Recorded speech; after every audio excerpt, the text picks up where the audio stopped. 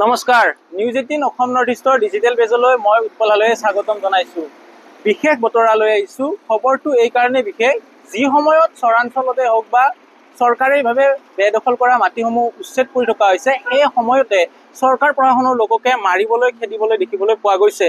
ঠিক একে সময়তে ৰাজধানী চহৰ গুৱাহাটী মহানগৰীৰ ২৭ নম্বৰ ৰাষ্ট্ৰীয় ঘাইপথত থকা মেডি মাটিসমূহ স্বেচ্ছাই ত্যাগ কৰিছে একাংশ লোকে। বিশেষকৈ ৬৩ ঘৰ লোকলৈকে জাননী আহিছিলে যে ইয়াতে ২৮ বিঘা মাটি মুকলি কৰি দিব লাগে আৰু এই ২৮ বিঘা মাটিত কালিৰ দিনটোত মুখ্যমন্ত্ৰী হিমন্ত বিশ্ব শৰ্মাই ঘোষণা কৰিছিলে যে এই ২৮ বিঘা মাটিত স্থাপন কৰা হ'ব মেদান্তৰ নিচিনা হস্পিটেল, য'ত ৮০০ কোটি টকা ব্যয় কৰা হ'ব।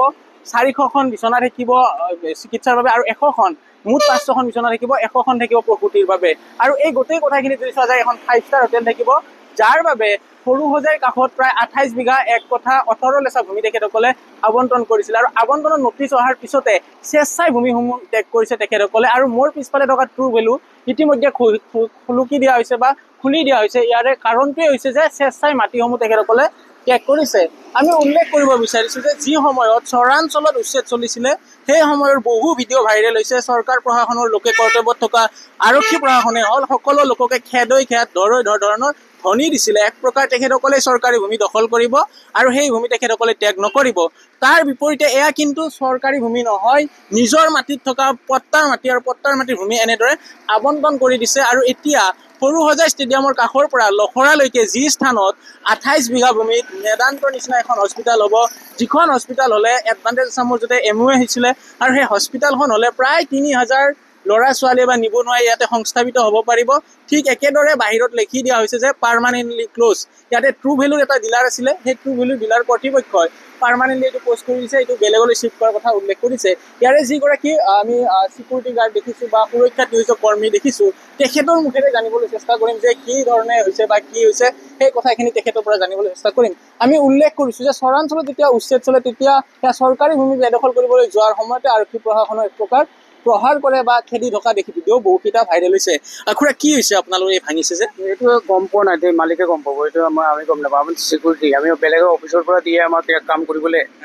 আমাৰ কিয় ভাঙিছে এনে কি গম পাইছে? এনে গম পোৱা মানে চৰকাৰে নিছে বুলি গম পাওঁ এইটোৱে আৰু বেলেগ একো নাজানো মই।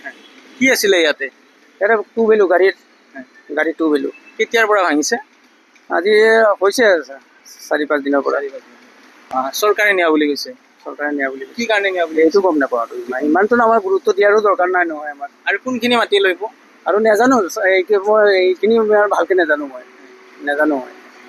তেখেতে উল্লেখ কৰিছে যে ৪ দিন পূৰ্বৰ পৰা ভঙা পতাৰ কাম কাজ আৰম্ভ হৈছে আৰু এই স্থানৰ লগতে মুঠ ২৮ বিঘা ভূমি ইয়াৰে পৰা আবণ্টন কৰিছে। মেদান্ত হস্পিটেল ইয়াতে স্থাপন হ'ব, এখন 5-star হোটেল স্থাপন হ'ব আৰু এইসমূহ স্থাপন হ'লে প্ৰায় যদি চোৱা যায় এই স্থানত ২৭০০তকৈ অধিক যুৱক যুৱতীয়ে নিয়োগ হ'বৰ কথা উল্লেখ কৰিছিলে। মুখ্যমন্ত্ৰীয়ে কেবিনেট শেষ হোৱাৰ পিছতে তেখেতে সংবাদমেলযোগে এই কথা উল্লেখ কৰিছে ৮০০ কোটি টকা ব্যয় সাপেক্ষে নিৰ্মাণ হ'ব। পুনৰ উল্লেখ কৰিব বিচাৰিছোঁ যে যি সময়ছোৱাত চৰকাৰী মাটি দখল হৈ আছিলে বা বেদখল মুক্ত কৰিবলৈ গৈছিলে সেই সময়ছোৱাত কোনো লোকে সেই চৰকাৰী ভূমি এৰি দিবলৈকে টান হৈছিলে।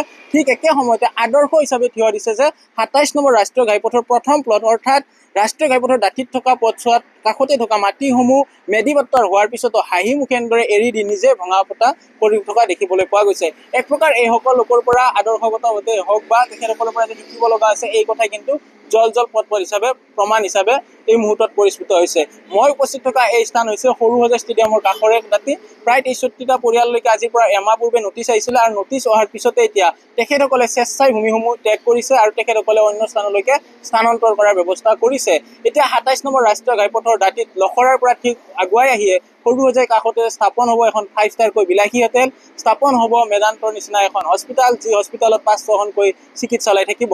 আৰু আজিৰ দিনটো জনালোঁ এটা বিশেষ খবৰ, যি সময়ত বহু লোকে চৰকাৰী ভূমি দখল কৰি ৰাখিছে তেখেতসকলৰ বাবে এইসকলো এক প্ৰকাৰ আদৰ্শ, এইসকলকে স্বেচ্ছাই ভূমিসমূহ ত্যাগ কৰি দিছে। আপুনি বিচৰা বাতৰি পাব কেৱল নিউজ 18 এপত। নিউজ 18 এপ ডাউনলোড কৰিবলৈ স্কেন কৰক এই QR কোড। গুগল প্লে ষ্টৰতো পাব এই নিউজ 18 এপ।